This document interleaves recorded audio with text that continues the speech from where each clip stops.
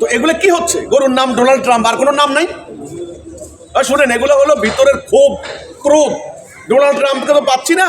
এখন ওই যে বাংলাদেশে দেখেন না, হাসিনা বিরোধী আন্দোলনে কি হলো? ওই প্রথম আলোর সামনে গরু জবাই করে খায়। আরে ভাই, গরু জবাই করে প্রথম আলোর সামনে খাইতে হবে কেন? এগুলার হলো খারাপ ইন্টেনশন, এগুলার খারাপ ইন্টেনশন, ব্যাপারটা বুঝতে হবে। একটা ক্ষোভ, একটা ক্রোধ, একটা প্রতিশোধ স্পৃহা। তোরে কিছু করতে পারি নাই, ওই তোর মূর্তি বানাইয়া তোর মূর্তি জবাই করুন, ব্যাপারটা কিন্তু এরকম। ভাই, ইসলাম কিন্তু আমি বলি আজকের এই যে কোরবানি, এখানে ত্যাগের কথা, ত্যাগ সবরের কথা।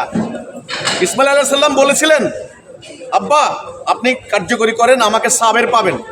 সবর, সহনশীলতা, ভদ্রতা, সভ্যতা, বিনয়, অযৌক্তিক কথা না বলা, সত্য কথা বলা, অন্যকে অসম্মান না করা, আল্লাহর আনুগত্য করা, ন্যায় বিচার করা, একজনের দোষ আরেকজনকে না দেওয়া, নির্দোষ লোককে আপনার হলো ফাঁসিয়ে দেওয়া। নো, এটা হলো ইসলামের শিক্ষা। কে বলবে এই কথা?